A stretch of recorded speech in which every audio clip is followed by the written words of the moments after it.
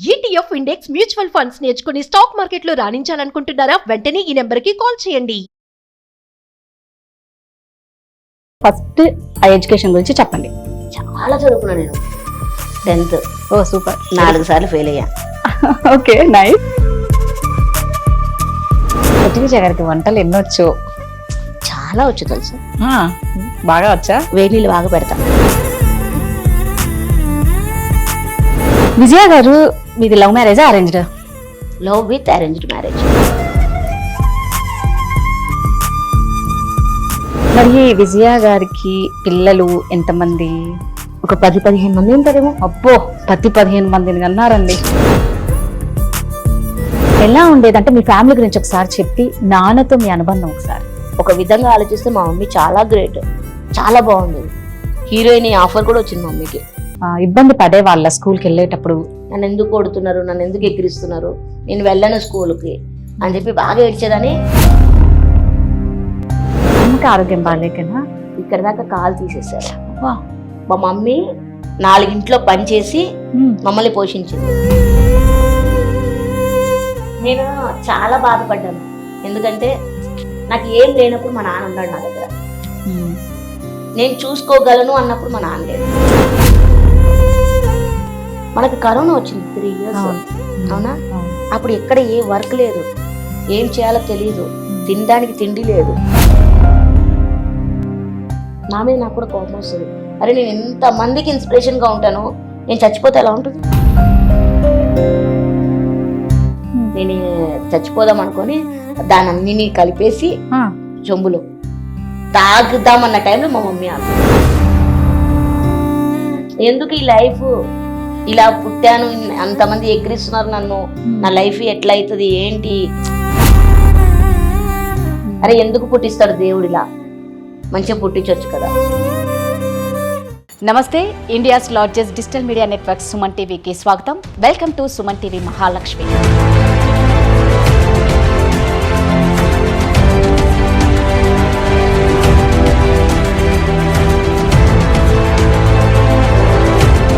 భగవంతుడు మనిషికి కాళ్ళు చేతులు చక్కగా ఇచ్చినా కూడా సంపాదించడానికి బద్ధకమయ్యి 1,00,000 మార్గాలు వెతుకుతూ ఉంటారు. దానివల్ల జీవితాలను అంటే 1,00,000 అంటే ఈజీ మనీ అని రకరకాలుగా వ్యసనాలకు అలవాటు పడి జీవితాలు నాశనం చేసుకునే వాళ్ళు చాలామంది ఉన్నారండి. కానీ ఇప్పుడు మన ముందరున్న మహాలక్ష్మి ఒక దివ్యాంగురాలన్నమాట. తను 10th క్లాస్ కూడా 4 సార్లు ఫెయిల్ అయిపోయి తర్వాత చదువు మానేసి ఎన్ని విద్యలు అంటే ఏ విద్య చదువుతో సంబంధం లేకుండా తను ఒక దివ్యాంగురాలైనా తను ఒక మల్టీ టాలెంటెడ్ అని చెప్పాలి. అన్నిటికీ మించి ఒక మంచి మనసున్న గొప్ప తల్లి అండి. 15 మంది పిల్లలు ఉన్నారండి.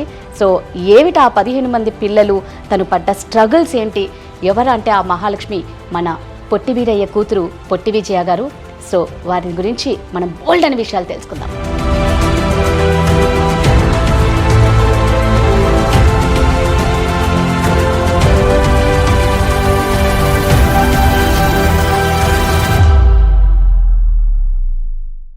నమస్తే విజయ గారు. నమస్తే అండి. పొట్టి విజయ గారు అంటేనే multi talented. First of all మా సుమన్ టీవీ మహాలక్ష్మికి వచ్చినందుకు థ్యాంక్ యూ సో మచ్. నన్ను పిలిచినందుకు నేను కూడా థ్యాంక్ యూ చెప్తున్నాను. ఓకే. సో మల్టీ టాలెంటెడ్ పొట్టి విజయ గురించి ఫస్ట్ చైల్డ్హుడ్ గురించి తెలుసుకోవాలి, ఎందుకంటే స్టార్టింగ్ అక్కడే కదా మీ లైఫ్. సో మీ చైల్డ్హుడ్ గురించి పుట్టిన వెంటనే కదా తెలుసు కదా. మీ స్కూల్ ఏంటి, ఎక్కడ చదివారు, ఎంతవరకు చదివారు, ఫస్ట్ ఆ ఎడ్యుకేషన్ గురించి చెప్పండి. పుట్టింది చెన్నై, పెరిగింది హైదరాబాద్, చదువుకున్నది హైదరాబాదే. చాలా చదువుకున్నా నేను. 10th ఓ సూపర్. 4 సార్లు ఫెయిల్ అయ్యా. Okay nice. ఎన్నిసార్లు రాసినా ఫెయిల్ అవుతున్నానని వదిలేసా. స్టడీస్ మీద ఇంట్రెస్ట్ లేదనమాట. డాన్స్ అంటే పిచ్చి, షూటింగ్ సిస్టమ్ కాబట్టి చిన్నప్పుడంతా చాలా అల్లరిగా చాలా ఇదిగా జోయల్గా నడిచిపోయింది అనమాట. స్కూల్కి వెళ్ళేదాన్ని కాదు. డాడీ అప్పట్లో చాలా బిజీగా ఉండేవాళ్ళు షూటింగ్లో. ఇంకా డాడీకి కార్ వస్తే డాడీకి తెలియకుండా డిక్కీలో ఎక్కి కూర్చునేదాన్ని. షూటింగ్ స్టూడియోకా? వైట్ కార్ ఉండేది అప్పట్లో, అంబాసిడర్ కార్ అంటారు అనుకుంటా. లగేజ్ పెట్టడానికి డిక్కీ ఓపెన్ చేస్తారు కదా. ఒక్కసారి వెళ్ళాను అలా లొకేషన్ కి. మా అమ్మ కొట్టింది, అట్లా కొట్టిందని వెళ్ళిపోయాను. డిక్కీలో కూర్చొని వెళ్ళిపోయాను. అక్కడ లొకేషన్కి వెళ్ళాక చూసుకున్నాడు నాన్న. అంత ఇంట్రెస్ట్ నాకు చిన్నప్పటి నుంచి, షూటింగ్ డాన్స్ అలాగే ఇంట్రెస్ట్. చదువు మీద లేదు. కానీ ఇప్పుడు బాధపడతాను ఎందుకు చదువుకోలేదా అని. చదువుకుంటే మంచి జాబ్స్ ఇప్పుడు తెలంగాణ వాళ్ళు చాలా జాబ్స్ చాలా ప్రోత్సాహం చేస్తున్నారు కదా, చదువుకుంటే బాగుండని అనిపిస్తుంది. అందుకే చదువుకోవాలి. అదే చేతులు కాలినాక ఆకులు పట్టుకోవడం లాభం లేదు కాబట్టి మంచి చదువుకుంటే బాగుంటది. Very good. యాక్చువల్గా మీ నాన్నగారు అంటే అందరికీ మంచి కామెడీ పర్సన్ అని తెలుసు, పొట్టి వీరయ్య గారు. అలాంటి పొట్టి వీరయ్య గారికి పొట్టి విజయ తర్వాత పొట్టి వీరయ్య గారి స్థానం తీసుకున్నారు అంటే అవునంటారా? కాదంట. ఎందుకంటే ఆయన ఒక లెవెల్, ఆ లెవెల్ కి నేను రీచ్ అవ్వలేను. నా లెవెల్ అంతే ఇక్కడే. మా నాన్న అంటే లెజెండ్, గాడ్ ఫాదర్ అన్నమాట. ఆయన బ్లెస్సింగ్స్ ఉంటాయి కాబట్టి ముందు ముందు మీరు వస్తారు. అందుకే ఇప్పుడు వచ్చారు, ఇంకా వస్తారు కూడా, ఇంకా చాలా ఉంటాయి. కానీ ఆయన రేంజ్ కి అయితే నేను రీచ్ అవ్వలేను. విజయ గారు మీది లవ్ మ్యారేజా arranged? Love with arranged marriage. లేచిపోయారా? అందుకే అంటున్నా విత్ లవ్ అరేంజ్డ్ మ్యారేజ్. ఎందుకంటే మా ఆయన ప్రేమించాడు, పెళ్లి చేసుకోవాల్సి వచ్చింది. మీరు వెంటనే ఒప్పుకున్నారా? నేను ఒప్పుకోలే. ఎందుకలా? అసలు నాకు లవ్ గివ్ తెలీదు. ఆయన ప్రేమిస్తున్నానని చెప్తే మా మమ్మీ డాడీకి చెప్పమని చెప్పింది మా అక్క వచ్చి. నేను మా అక్కకు వెళ్ళి చెప్పాను అనమాట, ఎవడో నా ఎంట పడు. అసలు నా ఎంట అనుకోలేదు. మెయిన్ పాయింట్ అంటే ఎక్కడ మీకు ఇది, ఎక్కడ మీ ఎంట పడ్డారు? కృష్ణానగర్ ఉంది కదా, అక్కడ మా టెలిఫోన్ డబ్బా ఉంది, ఫేమస్ అది. కృష్ణానగర్ లో టెలిఫోన్ బూత్ అంటే ఎంత ఫేమస్ అంటే, ఎవరైనా అడ్రస్ పొట్టి వీరయ్య గారి టెలిఫోన్ డబ్బా ఆపోజిట్, వెనక సందు ముందు సందు. స్టేడియం ఎక్కడ అంటే పొట్టి వీరయ్య గారి టెలిఫోన్ డబ్బా పక్కన. అంత ఫేమ్, చాలా ఫేమస్. ఓకే. ఆ టెలిఫోన్ బూత్ దగ్గర నేను కూర్చునేదాన్ని. మేము 3 ఫ్రెండ్స్ ఉండేవాళ్ళం, క్లాస్మేట్స్. ఒక అమ్మాయి కుండల అమ్మాయి, ఇంకొక అమ్మాయి క్లాస్మేట్, 3 కూర్చునే వాళ్ళము. ఈ అమ్మాయిల్ని ఎంట పడడానికి నా ఎంట పడుతున్నాడు అనుకున్నా నేను. నన్ను అనుకోలేదు నేను అసలు. నేను అప్పటికి మా ఫ్రెండ్స్ చెప్పేదాన్ని, మీ ఎంటనే పడుతున్నాడు కాబట్టి ఎవరి కోసమో నన్ను అడుగుతున్నాడే, మీరే వెళ్ళి అడగండి అనేదాన్ని. తర్వాత లాస్ట్ లో అడిగా ఎవరు అని, ఎవరు కాదు నువ్వే అని చెప్పాడు. ఎన్ని రోజులు ఎంట పడ్డారు మీ ఎంట? డిసెంబర్, జనవరి, ఫిబ్రవరి అంతే. మార్చ్ ప్రపోజల్ అయిపోయింది, ఏప్రిల్ లో మ్యారేజ్. 5 నెలల లోపల అన్ని అయిపోయినాయి. కేలికతం దుకాణం బంద్. కాదు అంటే ఆయన మిమ్మల్ని ఎంట పడితే మీరు మాత్రం వాళ్ళ మీ ఫ్రెండ్స్ అనుకున్నారు. అంత డైరెక్ట్ మరి మీతో మాట్లాడినాక మీరు డైరెక్ట్ ఇంట్లో మాట్లాడండి అని చెప్పారా?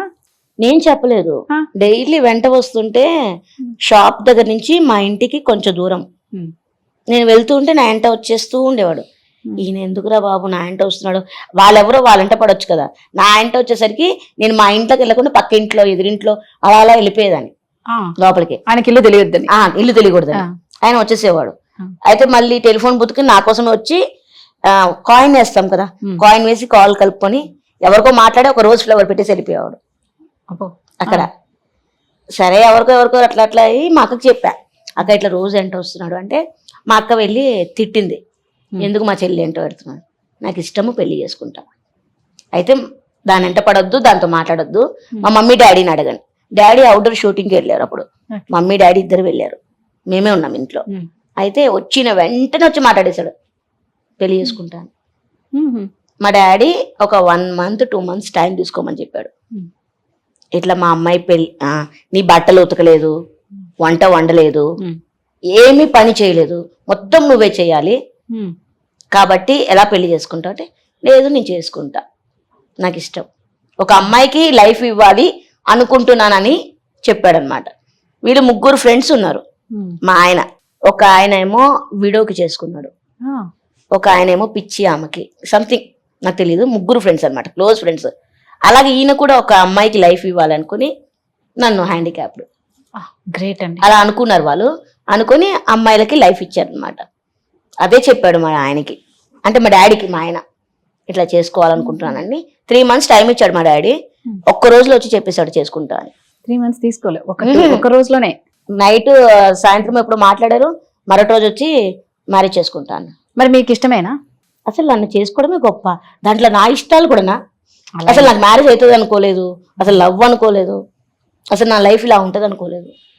ఆయన ఇష్టపడ్డాడు, మాట్లాడాడు, కానీ వాళ్ళ ఇంట్లో ఎవరికి తెలియదు. అదేంటి ఎవరికి తెలియదు? వాళ్ళ ఇంట్లో ఎవరికి తెలియదు ఇక్కడ మ్యారేజ్ అని. శుభలేఖ పెట్టుకొని ఊరికి వెళ్ళాడు మా ఆయన శుభలేఖ ఇవ్వడానికి.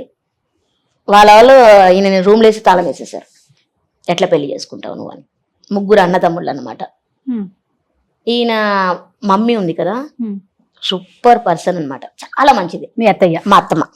మా ఆయన కంటే కూడా మా అత్తమ్మ అంటే ఇష్టం. మీకా ఉమ్. ఓ సూపర్. ఎందుకంటే ఆమెకి ఆడపిల్లలు లేరు, ఆడపిల్లలు అంటే చాలా ఇష్టం ఆమెకి. కాబట్టి మనవాడు తప్పు ఉన్నప్పుడు అక్కడ అమ్మాయి కదా, వీడు ఏకంగా శుభలేఖ పట్టుకొచ్చేసాడు అని చెప్పి వాళ్ళ కొడుకులందరికి సర్ది చెప్పి ఈయనను తీసుకొని వచ్చింది. వచ్చి మా డాడీ మమ్మీ వాళ్ళందరినీ తిట్టిందనమాట. ఇప్పుడు మేము పంపించకుంటే ఏంటి, వీడు నమ్మి పెళ్లి చేస్తున్నారు కదా అది ఇది. కొంచెం డిస్కషన్ అయింది, తర్వాత మ్యారేజ్. మరి విజయ గారికి పిల్లలు ఎంతమంది? ఒక 10-15 మంది ఉంటారేమో. అబ్బో 10-15 మందిని కన్నారండి. అంటే కనలేదు, దేవుడిచ్చాడు. దేవుడిచ్చిన బిడ్డలు. ఎంత అదృష్టవంతులు కదా మీరు, నిజంగా చాలా ఎమోషనల్ గా అయిపోతున్నారు, అర్థమైపోతుంది. అంటే ఎందుకంటే ఎలాగ ఇంతమంది పిల్లలు మీకు ఎక్కడ దొరికారు దేవుడిచ్చిన పిల్లలు? అంటే ఇప్పుడు నేను లూమ్ని పార్క్ లో పార్ట్ టైం జాబ్ లాగా డాన్స్ బోర్డు ఉంది, అక్కడ ఇన్ఛార్జ్ నేను. డాన్సర్స్ అందరూ వస్తారు కదా, స్టార్టింగ్ లో నా దగ్గరికి రావడమే మేడం అంటారు. ఓకే. నాతో ఎవడం చాలా భయపడుతుంటారు, మేడం మేడం అంటారు. ఆ నెక్స్ట్ స్టేజ్ అక్క. ఓకే. అక్క తర్వాత డైరెక్ట్ అమ్మ. అందరు అమ్మ అని పిలుస్తారా? 15 మంది అమ్మ? ఎవరైనా సరే అంత క్లోజ్ అయిపోతారు, ఎందుకు అవుతారో నాకు తెలీదు, కానీ వాళ్ళు పిలిచేది అమ్మ, వాళ్ళే నా పిల్లలు. అంటే ఎలాగా మీరు వద్దు అనుకున్నారా పిల్లలు? నేను వద్దు అనుకోను, నాకు పిల్లలు అంటే చాలా ఇష్టం. ఆ దేవుడు ఇవ్వలేదు. 15 మందిని ఇచ్చారు. ఎస్, అందుకే కదా చెప్తున్నా, కంటేనే అమ్మ కాదు కదా, పెంచితే కూడా అమ్మనే. అమ్మనే నిజంగా. కన్న అలాగా ఒక 2 years అయింది. డాన్స్ పిల్లలందరూ ఉన్నారు, వెళ్ళిపోతూ ఉంటారు అనమాట. ఒక టైం వరకు, సర్టన్ టైం దాకా నా దగ్గర చేస్తున్నారు. వాళ్ళు ఎదిగి ఎదిగి ఎదిగి వెళ్ళిపోతుంటారు కదా, అప్పుడు కొత్త కొత్త వాళ్ళు వస్తుంటారు. 2 years నుంచి శ్రీకాకుళం అని ఊరు ఉంది, శ్రీకాకుళం. అక్కడ బ్యాచ్ ని పిలిపించాను అనమాట, పిల్లలు, డాన్స్ పిల్లలు. ఆ పిల్లల్లో ఒక అబ్బాయి నాకు ఎక్కువ అనమాట, సొంత కొడుకు కంటే ఎక్కువ. వాళ్ళ ఫ్యామిలీ మెంబర్స్ కంటే కూడా ఒక అమ్మగా నన్ను బాగా చూసుకుంటున్నాడు. పిల్లలందరూ నాకు క్లోజే. ఇప్పుడు మామూలుగా పుట్టి విజయ గారు అంటే ఎందుకంటే మీకు డ్రెస్సింగ్ కానీ శారీస్ కానీ ఎలాగా, అంటే మీకు ఏమైనా సపరేట్ టైలర్ ఉంటారా? లేదు అంటే మీరంతా డిఫరెంట్ కదా, చెప్పులు, బ్యాంగిల్స్. నార్మల్ శారీ తీసుకుంటాను షాప్ లో, టైలర్ ఆమె దగ్గర కుట్టిస్తాను. ఓకే. కింద బార్డర్ ఉంటుంది కదా, ఆ బార్డర్ కట్ చేస్తుంది, పైన బార్డర్ కట్ చేసి కొంచెం కట్ చేసి మళ్ళీ జాయిన్ చేస్తుంది శారీని. శారీని పైన బార్డర్ కింద బార్డర్ తీసేస్తారు, తీసి మళ్ళీ యాడ్ చేస్తారు, కట్ చేసి కరెక్ట్ గా సైజుకి కుట్టించుకుంటారు అనమాట శారీ. అది రియల్ గా కొన్నాను అనుకుంటారు, కాదు, కుట్టించడమే మొత్తం. అంటే ఏంటి, జస్ట్ మీరు ఒక స్కర్ట్ లాగా వేసేసుకుంటారా? లేదు, మళ్ళీ కట్టుకోవాలి, చిల్లు కుడతారు, నార్మల్ శారీస్ లాగా కట్టుకోవడమే. ఎవరి హెల్ప్ అవసరం లేదు మీకు? కావాలనా? కన్ఫామ్ శారీ కట్టనీకి. పోనీ అలా అంటే అంత చేసేవాళ్ళు రెడీమేడ్ గా మీరు కుట్టించుకుంటే అయిపోయేదేమో. అప్పుడు అంత రాలేదు, కొంచెం వచ్చింది అనమాట, కొంచెం అది అట్లా కుట్టించుకో. బ్లౌజెస్, పెట్టికోట్స్ అన్ని మీకంతా ఒక టైలర్ ఉన్నారు. ఇది మీదేనా ఐడియా? ఆ టైలర్ చెప్పిందా? నాదే. మీదే? సూపర్. అంటే అప్పుడు మీకు చెప్పులు, బ్యాంగిల్స్ అన్ని ఎలా అండి? బ్యాంగిల్స్ అందరిలాగే నార్మల్ సైజే. ఓకే. చెప్పులు అంటే ఎక్కువ దొరకదు నాకు, నా సైజు, ఎందుకంటే నాది ఏనుగు పాదం. అదృష్టం ముందట, అవునంట, ముందట లావు ఉంటది కాలు వల్ల, రేర్ గా దొరుకుతాయి నాకు చెప్పులు గానీ షూస్ కానీ తీసుకుంటా కదా, చాలా రేర్ గా దొరుకుతాయి. ఓకే. మరి డ్రెస్సులు, రెడీమేడ్ డ్రెస్సులు ఇప్పుడు మీకు వస్తాయి కదా డ్రెస్సులు, మీరు 3/4 వేస్తారు, నేను ఫుల్ వేస్తా దాన్ని, అంతే తేడా. సేమ్ సైజ్ వస్తుంది, ఎందుకంటే వాళ్ళకి షార్ట్ వస్తుంది, నాకు లాంగ్ వచ్చేస్తుంది. అందరు అనుకుంటారు అమ్మా ఈమెకి ఎట్లా దొరుకుతుంది అసలు ఈమె సైజ్ అనుకుంటారు, కానీ అక్కడ చిన్న లాజిక్ మిస్ అవుతున్నారు. ఎగ్జాక్ట్లీ. మీకు సగం వచ్చేది ఫుల్ వచ్చేస్తుంది, అంతే తేడా. మామూలుగా పుట్టి విజయ గారికి చాలా టాలెంట్లు ఉన్నాయి, మల్టీ టాలెంట్ కదా. ఒకసారి అసలు మీకు ఏమేమి టాలెంట్ ఉన్నాయి చెప్పరా, కౌంట్ చేసుకుంటాం.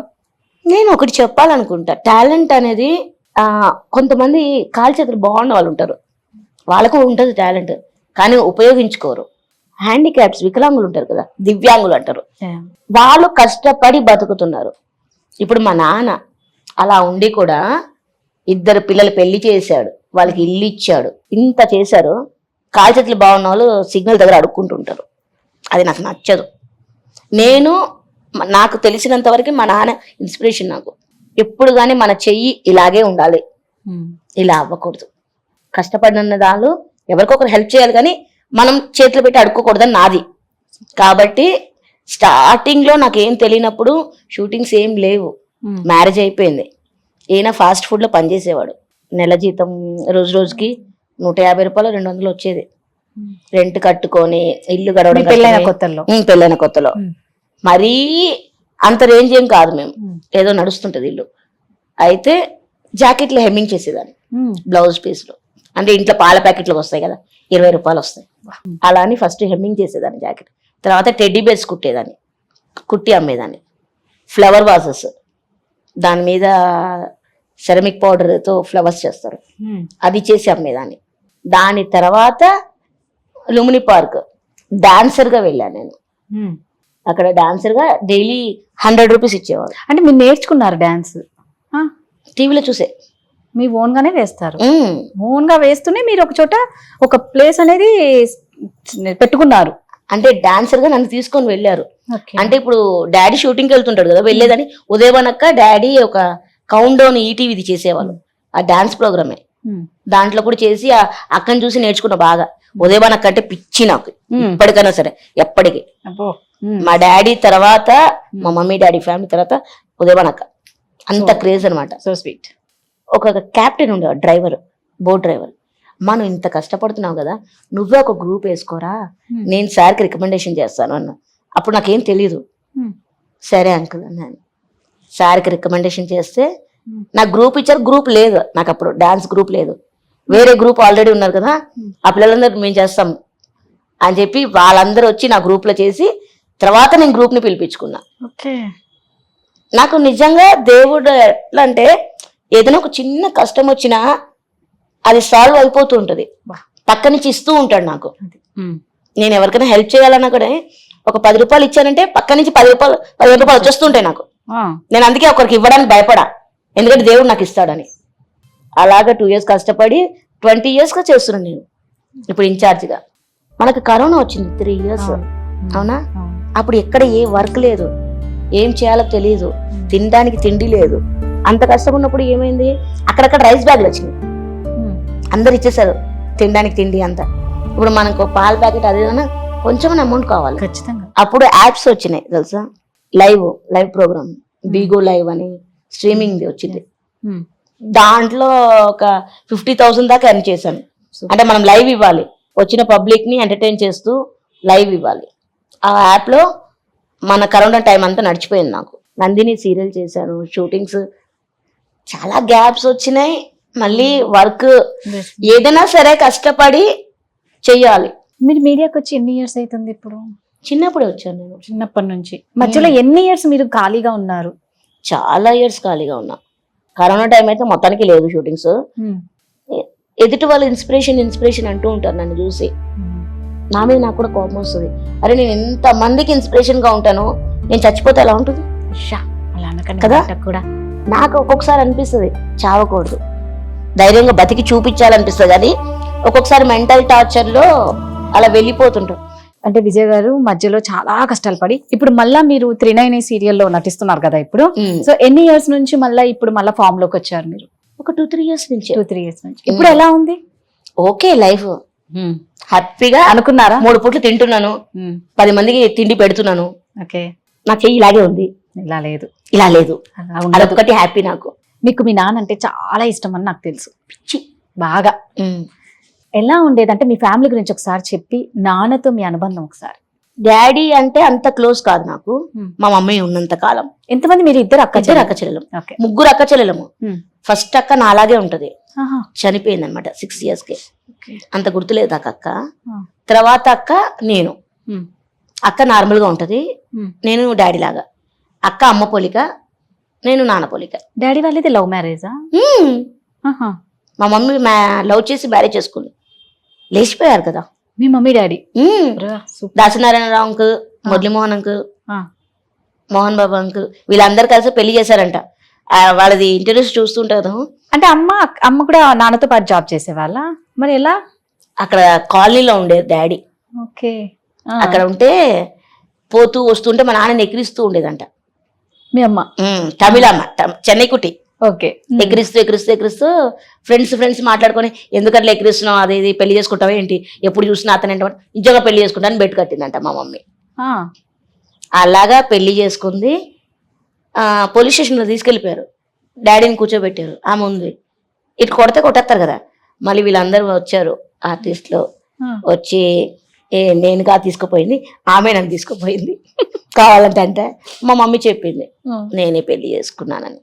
కానీ నిజంగా ఒక విధంగా ఆలోచిస్తే మా మమ్మీ చాలా గ్రేట్, చాలా బాగుండేది. హీరోయిన్ ఆఫర్ కూడా వచ్చింది మమ్మీకి. డాడీని వదిలేసి హీరోయిన్ ఛాన్సెస్ అని చెప్పారంట, నాకు తెలీదు, ఎవరు చెప్పారు కూడా తెలియదు నాకు. కానీ వెళ్ళలేదు మమ్మీ, డాడీని అస్సలు వదలలేదు. ఇన్ని ఇయర్స్ మేము కన్నాము, అంటే మేము పుట్టిన తర్వాత కూడా డాడీ షార్ట్ గా ఉన్నాడు, మమ్మీ చాలా బాగుంటది. మా మమ్మీ ఒక రౌడీ బేబీ, ఇట్లా కొట్లాడిందంటే అమ్మ ఫుల్ భయపడతారు మా అమ్మకి అందరూ. అంటే మొగరాడంటే మా ఇంట్లో మా మమ్మీ ఎప్పుడైనా సరే చాలా డేర్గా ఉంటది మమ్మీ. అంటే అమ్మ వెళ్ళిపోయారు, అమ్మకి ఆరోగ్యం బాగాలేకేనా, హెల్త్ బాగాలేకేనా? మమ్మీకి షుగర్, ఇక్కడ దాకా కాలు తీసేసారు. నేను హ్యాండిక్యాప్డ్, మా డాడీ హ్యాండిక్యాప్డ్. కాలు తీసేసరికి మా మమ్మీ కోమాలకు వెళ్ళిపోయింది. అంటే ఇప్పుడు నా పరిస్థితి ఇలా ఉంది, నా ఫ్యామిలీని ఎలా లీడ్ చేయాలి. మా మమ్మీ 4 ఇంట్లో పనిచేసి మమ్మల్ని పోషించింది డాడీకి షూటింగ్ లేనప్పుడు. అప్పట్లో షూటింగ్ మొత్తం చెన్నైకి షిఫ్ట్ అయింది, చెన్నై నుంచి మళ్ళీ హైదరాబాద్కి. అలా షిఫ్టింగ్లో అసలు ఏం లేకుండే. డాడీ కూడా అప్పుడు టెలిఫోన్ డబ్బా పెట్టాము, డాడీ టెలిఫోన్ బుడ్లో కూర్చునే వాళ్ళు, మమ్మీ 4 ఇళ్ళలో పనిచేసి. నాకు గుర్తు బాగా, ఎందుకంటే మమ్మల్ని తీసుకొని వెళ్ళేది పనికి, చిన్నదాన్ని కదా నన్ను పట్టుకొని వెళ్ళేది. అక్కడ వాళ్ళు ఏమైనా ఇస్తే తినేవాళ్ళం, పనిచేస్తే టిఫిన్ బాక్స్లు ఇస్తారు కదా, అది తీసుకొచ్చి పెట్టేది. అన్ని కష్టాలు అనుభవించాం కాబట్టి, ఆ కష్టం నుంచి వచ్చాను కాబట్టి కష్టం విలువ తెలుసు నాకు, అర్థమవుతుంది. ఒక్కసారి ఎవరైనా పైసలు వస్తే వెళ్ళిపోతారు ఎక్కడికో, కానీ అక్కడి నుంచి వచ్చిన ప్లేస్ ని మర్చిపోకూడదు.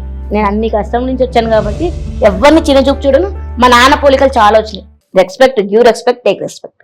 నువ్వు నా గౌరవమే నేను గౌరవిస్తా అంట. మా నాన్న అట్లా కాదు, అందరు ఎంత మంచోడు మా నాన్న అంత మంచోడినైతే కాదు. నేను ఎదుటి వాళ్ళు గౌరవిస్తే నేను గౌరవిస్తా, ఎదుటి వాళ్ళు మంచి చూసుకుంటే నేను మంచి చూసుకుంటా. అమ్మ వెళ్ళిపోయిన ఎన్ని ఇయర్స్ కి నాన్న వెళ్ళిపోయారు? డాడీ రీసెంట్ గా 3 years అయింది, మమ్మీ 2008. అప్పటి వరకు నాన్ననే మిమ్మల్ని అన్ని చూసుకున్నారు. నాన్న చూసుకుంటాడు, కానీ నేను మమ్మీకి చాలా క్లోజ్ ఉండే. మమ్మీ ఎప్పుడైతే చనిపోయిందో అప్పటి నుంచి డాడీతో నేను చాలా క్లోజ్ అయిపోయా. డాడీ చిన్నప్పుడు మాకు తెలిసి ఒకటేసారి కొట్టాడు మమ్మల్ని, మళ్ళీ ఇంకా లైఫ్ లో ఎప్పుడు కొట్టాలనుకోలే. ఒకసారి కొట్టారు, ఒకసారే, అదే ఫస్ట్ అదే లాస్ట్. మా అక్కని నన్ను కొడుతుంటే అంట, హైట్ ఉంటాం కదా కొంచెము, డాడీ కంటే హైట్ నేను కొంచెం, అక్క అయితే ఇంకా హైట్. కొడుతుంటే వెళ్ళిపోవాలి, పరిగెత్తుకొని వెళ్ళిపో, తోసేస్తే పడిపోతాడు డాడీ. కానీ మేము వెళ్ళలేదంట, వద్దు డాడీ సారీ డాడీ అని చెప్పి ఏడుస్తున్నామంట. అప్పుడు మా నాన్న అనుకున్నాడంట, నా పిల్లలు ఇంత బాగున్నారు, నేను ఇంకొకసారి కొట్టకూడదని మా డాడీ ఎప్పుడు కొట్టలే. మా మమ్మీతో అయితే బాగా తిప్పలే, చీపురు కట్టతే మమ్మీతోనా? కొడితే ఇద్దరిని కొట్టేది అక్కడ నన్ను. అమ్మ వెళ్ళిపోయాక ఒక్కసారిగా మీ ముగ్గురికి ఎలా అనిపించింది? అంటే అమ్మనే కదా, ఇప్పుడు మీరు ఇలాగే, నాన్న ఇలాగే, అంటే ఇంక అప్పుడు అమ్మ బాధ్యత తీసుకుందా ఏమన్నా? డాడీ ఒక కన్న కొడుకులాగా చూసుకుంది మా అక్క. అందుకే అంటారు ఆడపిల్లలు నిజంగా చాలా గ్రేట్. మహాలక్ష్మి అని పేరు పెట్టారు కదా, నిజంగానే ఇలాంటి ఆడపిల్లలు ఉండడం అంటే నిజంగా ఎంత పెట్టి పుట్టాలో. డబ్బు అన్నది కాదు, కానీ ప్రేమ చూసుకోవడం అనేది ఇంపార్టెంట్. అది పుష్కలంగా ఉంది ఇద్దరు ఆడపిల్లలు. నేను చాలా బాధపడ్డాను, ఎందుకంటే నాకు ఏం లేనప్పుడు మా నాన్న ఉన్నాడు నా దగ్గర, నేను చూసుకోగలను అన్నప్పుడు మా నాన్న లేడు. ఎందుకంటే ఎప్పుడు నేను కష్టపడుతూ మా నాన్న చాలా బాధపడేవాడు. అరే నా ఆడపిల్ల కదా, మగపిల్లడుగా ఉంటేనే బాగా బతికేదేమో, ఎలా బతుకుతుంది నా గురించే ఇంత ఆలోచించేవాడు మా నాన్న. నేను అదే అనుకున్నా, సొంత ఇల్లు కట్టాలి, ఒక వెహికల్ తీసుకోవాలి కదా సొంత ఇల్లు, ఆ వెహికల్ మా నాన్న తీసుకెళ్ళాలని కోరిక నాకు. కట్టేసా, నాకు అదే అనిపిస్తుంది, అరే డాడీ ఎందుకు అంత తొందరగా వెళ్ళిపోయావు అని. నిజంగా ఆడపిల్లలకి నాన్న మీద ఉన్న ప్రేమ, అది మగపిల్లలకి తండ్రి కన్నా ఆడపిల్లలకి తండ్రికి చాలా కనెక్షన్ ఎక్కువ ఉంటది, తండ్రి కూతురికి. నిజంగా పుట్టినిజ గారికి వంటలు ఎన్నొచ్చు? చాలా వచ్చు తెలుసు, బాగా వచ్చా? వేడి నీళ్ళు బాగా పెడతా, కష్టమే, చాలా గుడ్డు ఉడక పెడతా, ఇంకా అన్నం వండుతా. అన్నం. సో విజయ గారు లైఫ్ లో ప్రతి ఒక్కరికి ఒక స్వీట్ మెమరీ ఉంటుంది, అట్ ద సేమ్ టైం ఒక చేదు జ్ఞాపకం, తీపి జ్ఞాపకం, చేదు జ్ఞాపకం అంటే ఏవి చెప్తారు మీరు? ఈ రెండు, చేదు ఏంటి, తీపి ఏంటి? స్వీట్ అంటే మ్యారేజ్, ఓకే. చేదు అంటే మా మమ్మీ డాడీని మిస్ అవ్వడం. ఇవి రెండే. స్కూల్కి మీరు 10th క్లాస్ వరకు వెళ్ళేవాళ్ళు కదా, అంటే మీకు ఎలాంటి ఏమన్నా ఇబ్బంది పడేవాళ్ళ స్కూల్కి వెళ్ళేటప్పుడు? నేను అసలు స్కూల్కి వెళ్ళనని చెప్పి ఏడ్చిన రోజులు ఉన్నాయి. ఆ, స్కూల్కి వెళ్ళమని చెప్పి మమ్మీ టెలిఫోన్ బుత్కి వెళ్ళిపోయేది. కరెక్ట్ స్కూల్ టైంకి మంచం కింద దూరి పడుకునేదాన్ని, స్కూల్ అయిపోయిన టైంకి బయటకు వచ్చేదాన్ని. స్కూల్కి వెళ్ళేవాళ్ళు కాదా? ఎన్ని రోజులు అలా? కొన్ని రోజులు తర్వాత పట్టుపడ్డాను అనుకోండి, వచ్చి మమ్మీ కనిపెట్టేసింది. ఏంటంటే చిన్న పిల్లలు ఉంటారు కదా, వాళ్ళు వచ్చి కొట్టేవాళ్ళు నన్ను, వెనక నుంచి వచ్చి ఎక్కిరించుకుంటూ కొట్టేసి వెళ్ళిపోయేవాళ్ళు. ఏడ్చేదాన్ని, బాగా ఏడ్చేదాన్ని. నన్ను ఎందుకు కొడుతున్నారు, నన్ను ఎందుకు ఎక్కిరిస్తున్నారు, నేను వెళ్ళను స్కూల్కి అని చెప్పి బాగా ఏడ్చేదాన్ని. మా మమ్మీ కానీ మా అక్క కానీ వచ్చి స్కూల్లో డ్రాప్ చేసి క్లాస్లో వెళ్ళేవాళ్ళు, లేకుంటే స్కూల్కి వెళ్ళేదాన్ని కాదు. ఒకసారి చిన్నప్పుడే మమ్మీ స్లీపింగ్ ట్యాబ్లెట్ వేసుకునేది, నిద్ర పట్టకపోతే ఒకటొకటి వేసుకునేది అనమాట. అది ఇంట్లో ఉండేది. నేను చచ్చిపోదాం అనుకొని దాని అన్నిని కలిపేసి చెంబులో తాగుదామన్న టైంలో మా మమ్మీ ఆపింది. ఎందుకు? ఇష్టం లేదు స్కూల్కి వెళ్ళడం, ఇష్టం. స్కూల్ గురించి కూడా కాదు, ఎందుకు ఈ లైఫ్ ఇలా పుట్టాను, అంతమంది ఎక్కిరిస్తున్నారు నన్ను, నా లైఫ్ ఎట్లా అవుతుంది ఏంటి, అసలు లైఫ్ మీద ఇంట్రెస్టే లేకుండా నాకు అప్పుడు. బాగా బాధ వేసేదేమో కదా, ఇలా ఎందుకు ఇచ్చాడు ఆ భగవంతుడు అని. నా లాంటి వాళ్ళు చూస్తే నాకు కోపము. చిన్నప్పుడు ఈ పొట్టి అనే వర్డ్ ఉంది కదా, ఆ వర్డ్ అంటే ఇరిటేషన్ నాకు. కానీ ఇప్పుడు ఎందుకంటే అదే ఒక పేరు మాకు, స్టాంప్ అంటారు, ముద్ర అంటారు కదా, అదే ఒక పేరు. ఇప్పుడు నేను తీసుకుంటున్నాను. కానీ ఎవరన్నా నన్ను పొట్టి అంటే మాత్రం వాళ్ళతో గొడవలు, ఏడుపులు, పెడబబ్బాలే. నాకు ఇష్టం ఉండదు ఆ వర్డ్. పిలవద్దు నన్ను ఎవరు. మా నాన్న కూడా పిలుస్తుంటే, నాన్న ఎందుకు పిలుస్తున్నారు నిన్ను అట్లా, పొట్టి వీరయ్య అని అంటారు. వీరయ్య అంటే ఎవరికి తెలియదు, పొట్టి వీరయ్య. విజయ అంటే ఇప్పటికి కూడా ఎవరికి తెలియదు. పొట్టి వీరయ్య గారి అమ్మాయి విజయ, లేకుంటే పొట్టి విజయ. నేనే ఓకే పొట్టి విజయ పెట్టేశానని మొత్తం నా ఛానల్, యూట్యూబ్ ఛానల్ కూడా పొట్టి విజయ అఫీషియల్. అలా ఆ వర్డ్ ఎందుకో ఏమో, అలా పుట్టినందుకు ఎందుకు పుట్టానా అన్నట్టు అనిపిస్తుంది. కానీ లైఫ్ మొత్తం ఒక రేంజ్కి వచ్చేసాను, ఇంకా వెనక తిరిగి చూడకుండా హ్యాపీగా ఉన్నాను. కాబట్టి ఇప్పుడు మామూలుగా అంటే మీరు ఇందాక అన్నారు కదా, నేను టాబ్లెట్స్ నిన్ను మింగపోయాను అంటే, అప్పుడు ఏజ్ ఎంత మీది? 7th class 8th class. ఆ టైంలోనే అలా అనిపించిందా? నాకు ఎందుకో ఏమో అది నా మీద నాకే హేటెడ్ ఉండే. నా వాళ్ళు సేమ్ నా అలాంటి వాళ్ళని చూస్తే కూడా హేటెడ్ ఉండే. ఇప్పుడు ఇష్టపడుతున్నాను, చాలా క్లోజ్ మాట్లాడుతున్నాను. కానీ అరే ఎందుకు పుట్టిస్తాడు దేవుడిలా, మంచిగా పుట్టించవచ్చు కదా. అప్పట్లో మొత్తము నాకు మైండ్ అంతా వేరేగా ఉండేది. ఇప్పుడు మా లాంటి వాళ్ళు గ్రేట్. ఇప్పుడు మీకంటే ఒక గుర్తింపు వచ్చింది కదా, ఎస్. ఎలా అనిపిస్తుంది? హ్యాపీగా ఉంది. నేను ఒకటి చెప్దాం అనుకుంటున్నాను, ఎందుకంటే షూటింగ్స్ చేస్తాం కదా, వర్క్ చేస్తాం. ఇప్పుడు చిన్న కళాకారులు ఉంటారు, చిన్న ఆర్టిస్టులు ఉంటారు. కష్టం ఎందుకు పడతారు? అమౌంట్ కోసం, అంతే కదా. 4 రూపాయలు వస్తాయని కష్టపడతారు, కానీ పేమెంట్లు ముంచేస్తారు. పేమెంట్ ఇవ్వరా కరెక్ట్గా? రాదు పేమెంట్. నాకు ఇప్పటిదాకా ఎవ్వరూ పేమెంట్ ముంచలేదు. రీసెంట్గా 2 దొబ్బిందనమాట పేమెంట్. ఇరిటేషన్ వచ్చి చేయట్లేదు నేను ఇంకా. అంటే ఎలాగ మీరు చేసే సీరియల్స్ లో కూడా అలాగే ఉంటుంది? ఇప్పుడు నేను చేసే serial correct time to time payment అనమాట. ముందు చేసిన సీరియల్స్ కాదు, పేరు చెప్పకూడదు నేను, ఎందుకంటే వాళ్ళకి తెలిసి ఉండాలి ఇంత కష్టపడుతున్నాం కదా, ఒక 4 రూపాయలు వస్తాయన్న నమ్మకంతో వస్తాము. మధ్యలో మీడియేటర్స్ ఉంటారు కొంతమంది, వాళ్ళకి పేమెంట్స్ వస్తాయి. వచ్చినప్పుడు వాళ్ళ ఆర్టిస్టులకు ఇవ్వాలి కదా, ఇవ్వరు. అంత కష్టపడి నేను వర్క్ చేసి ఒక 20 days పేమెంట్ రావాలి నాకు. నాకు ఎంత కోపం వస్తుందంటే, తినండి, కొంచెం తినండి. కష్టపడ్డ వాళ్ళు చిన్న ఆర్టిస్టులకి ఇచ్చేదే కొంచెం పేమెంట్. ఆ కొంచెంలో కొంచెం తీసుకుంటారు వాళ్ళు. ఆ కొంచెం అని ఇవ్వాలి కదా కరెక్ట్ గా. అంటే ఇప్పుడు మీకు 20 days పేమెంట్ పోనీ మీరు అడిగితే ఏం చెప్తారు వాళ్ళు? ఇంకా నేను అడగలేదు, వదిలేశాను. నాకు మళ్ళీ అది ఎంత డబ్బులు వచ్చినాయి వాళ్ళకి, మస్తు వస్తాయి వాళ్ళకి. కానీ చిన్న ఆర్టిస్టులకు పేమెంట్ ఎందుకు వాళ్ళ చేతికి అందదు. ఏదో ఒక ఐస్ గడ్డ పెడతారు కదా, ఇలా పెట్టి ఇలా అవుతుంది చూడండి. అలాగా నేను ఒక ప్రోగ్రామ్ చేశాను, ఆ ప్రోగ్రామ్ లో కూడా అమౌంట్ రాలే నాకు. మీరు ఫస్ట్ అడ్వాన్స్ తీసుకొని ఉండదా? ఇట్లా చేస్తారు అసలు ఎప్పుడు నాకు ఎవ్వరు ఇలా చేయలేదు. పేమెంట్లు ఎప్పుడు నాకు వెనక రాలేదు. అంటే ముంచే వాళ్ళు ఎవ్వరు లేకుండే. కానీ చాలా మందికి ఇలాగే అవుతుంది అని నేను విన్నా. కానీ అదే బాధ అనిపిస్తుంది. ఉన్న వాళ్ళకి చాలా పెడతారు. ఇప్పుడు ఒక పెద్ద ఆర్టిస్ట్ ని తీసుకున్నారంటే వాళ్ళకి ముందే అడ్వాన్స్ గా వెళ్ళిపోతుంది పేమెంట్లు. వాళ్ళకి 10 రూపాయలు ఎక్కువ ఇచ్చారని తెచ్చుకుంటారు. కానీ చిన్న కళాకారులకి పేమెంట్ ఇచ్చేదే తక్కువ, కానీ వాళ్ళ చేతికి అందేలాగా చూడాల, పేమెంట్ రావాలి.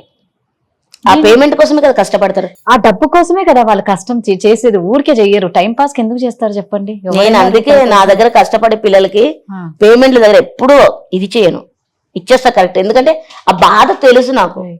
ఇప్పుడు లూమిని పార్క్ లో నేను ఒక డాన్సర్ గా వెళ్ళినప్పుడు 2-3 months పేమెంట్ ఉంచేశారు నాకు. 2-3 months పేమెంట్ ఇవ్వలేదు నాకు. నా ద్వారానే గ్రూప్ వచ్చింది ఒక అబ్బాయిది, నా ద్వారానే గ్రూప్ వెళ్ళిపోయింది. ఎందుకంటే నాకు పేమెంట్ ఇవ్వలేదు. సార్ దాకా వెళ్ళిపోయింది, నేను కూడా చెప్పలే, కంప్లైంట్ ఇవ్వలే. ఆ పాప మా పిల్లని పిలిచారు పేమెంట్ ఇవ్వలేదు అనేసరికి సార్ వాళ్ళు మాట్లాడి పేమెంట్ నాకు 100% ఇచ్చేది ఉంటే 50% ఇప్పించారు. ఇంకా ఎట్లన్నా చేస్తున్నాను, బోట్ చేస్తున్నాను, సీరియల్ చేస్తున్నాను, నాకు 4 రూపాయలు వస్తున్నాయి. నా బుద్ధి ఎట్లా అంటే వస్తున్నాయి కదా చాలు, నాకు తిండికి అవుతుంది చూసుకుంటున్నాను. ఎప్పుడు లేదంటే అప్పుడు దూరుతాను. ఏదో ఒక పని మాత్రం కంపల్సరీ వర్క్ చేసుకొని కష్టపడాలి. నేను ఎవరికైనా అదే చెప్తా, కష్టపడి కాలు చేతులు మంచిగా ఉన్నంత కష్టపడండి. కరెక్ట్. తర్వాత ఎట్లనా ఇది నిజంగా మిమ్మల్ని చూసి ఎంత మంది ఇన్స్పైర్ అవ్వాలి తెలుసా.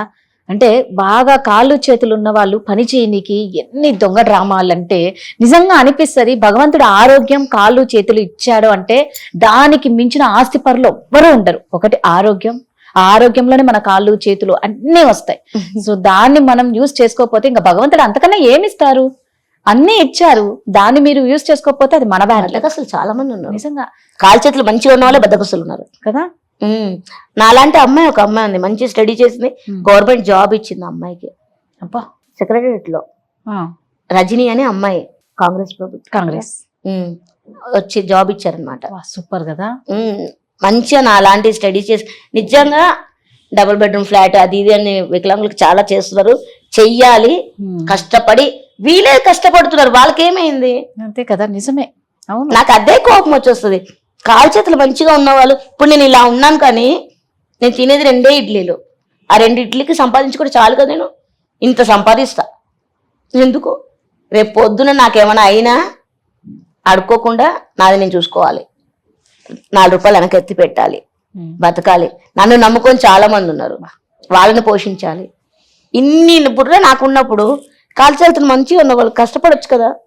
విజయ గారు చాలా ఎమోషనల్ అవుతారు, చాలా మంచి విషయాలు వస్తాయి. ఆ ఎమోషన్ అయినప్పుడు మాత్రం అది అవ్వదు. నాకు మెయిన్ గా కళ్ళ ముందు ఉంటది ఏడుపు. అర్థమవుతుంది. ఎప్పుడైనా మా నాన్న పేరు గానీ మా అమ్మ పేరు అట్లా వస్తే కళ్ళల్లో వచ్చేస్తాయి నీళ్ళు. ఏడకూడదు అని ఫిక్స్ అయిపోయా నేను. ఏడవకూడదు, ఉండాలి హ్యాపీగా లైఫ్ లీడ్ చేసుకుంటూ. ఇంకా మా కొంతమంది సూసైడ్ చేసుకుంటున్నారు. అదే అడగబోతున్నా, మీరు ఫైనల్ గా ఏం మెసేజ్ ఇవ్వాలి అనుకున్నారు వ్యూయర్స్ అందరికి? అదే కొంతమంది ఎప్పుడు చెప్తుంటారు ఇన్స్పిరేషన్ అవుతుంటా. నన్ను చూసి చాలా మంది అవుతుంటారు. నాకు బాధలు ఉన్నాయి, కష్టాలు ఉన్నాయి, నేను ఫీల్ అయ్యాను, నేను చచ్చిపోవాలనుకున్నా. కానీ నేను ఎందుకు ఆగాను, నన్ను చూసి చాలా మంది ఇన్స్పిరేషన్ ఉండరు. అరే అక్క ఇలా ఉండి కూడా బతుకుతుంది, మేము కూడా బతకాలి అని 10 మంది నన్ను చూసి చేస్తున్నప్పుడు నేనే ఇలా చేసుకుంటే వాళ్ళు చిట్టి మాస్టర్ చనిపోయారు సూసైడ్ చేసుకొని. నాకు చాలా మంది డాన్సర్స్ సూసైడ్ చేసుకున్నారు. ఎందుకంటే డబ్బు డబ్బు డబ్బు, ఎక్కడ చూసినా డబ్బే ఉంది. ప్రేమ అంత కాదు, పైసేమే పరమాత్మ చెప్తూ ఉంటారు. కానీ నన్ను అడిగితే సూసైడ్ చేసుకోవద్దు. ఎంత కష్టం వచ్చినా సూసైడ్ చేసుకోకుండా బతికి సాధించాలి. అది ఎందుకు సూసైడ్ చేసుకోవడము? ఇప్పుడు నేను చేసుకోవాలనుకున్నా, ఇప్పుడు మనం ఆ థాట్ వస్తే ఎక్కడైతే ఆ థాట్ వస్తుందో అక్కడ ఉండకుండా పక్కకి వెళ్ళిపోయామనుకోండి, ఆ థాట్ వెళ్ళిపోవద్దు. అక్కడే ఉంటే మాత్రం పక్క చచ్చిపోతాం. నాది బెడ్రూమ్ ఉంది, నాకు ఆ థాట్ వస్తుంది, రాదని కాదు, వెంటనే వచ్చి బయట కూర్చుంటా. బయట కూర్చొని పిల్లలు ఆడుతుంటారు కదా, వాళ్ళతో ముచ్చట పెట్టుకుంటూ కూర్చుంటా. థాట్ వెళ్ళిపోతుంది.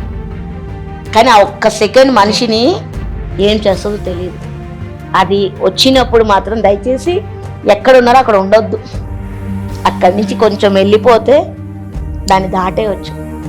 కానీ పిరికి వాళ్ళు చచ్చిపోతారు అంటారు కదా, చావడానికి కూడా ధైర్యం కావాలి. ఎంత ధైర్యం కావాలో. వాళ్ళు పిరికి వాళ్ళు కాదు. ఒక చూస్తూ చూస్తూ ఒక ప్రాణం వదులుకోవడం అంటే అదంత ఈజీ కాదు. ధైర్యవంతులు చనిపోయే వాళ్ళందరూ. అదని ఇన్స్పిరేషన్ గా తీసుకోకండి. అదంత ఈజీ కాదు. ఎందుకు దానికి అంటే చనిపోవడానికి చూపించే ధైర్యం బతికి చూపించవచ్చు కదా. అదే చేస్తున్నాను నేను. Right, super. బతికి చూపించండి. మీకు అంత ధైర్యం, అన్ని గట్స్ ఉన్నప్పుడు చనిపోవడం ఎందుకు, ఫ్యామిలీని అంత ఇబ్బంది పెట్టడం ఎందుకు? చక్కగా బతికితే ఆ ధైర్యంతో ఎంత హ్యాపీగా ఫ్యామిలీ అంతా హ్యాపీగా ఉంటారు కదా. మెయిన్ పాయింట్ అదే. ఎందుకంటే వాళ్ళు నమ్ముకొని చాలా మంది ఉన్నారు, ఫ్యామిలీ మెంబర్స్, ఫ్రెండ్స్, వాళ్ళందరినీ వదిలేసి వెళ్ళాలంటే ఎందుకు? బతికి సాధించాలి. దేవుడిచ్చిన బతుకు దేవుడి చేతిలోనే అంతం అవ్వాలి తప్ప మన చేతిలో ఏమీ లేదు. నేనైతే అదే కోరుకుంటున్నాను, అలాగే ఉండాలనుకుంటున్నా.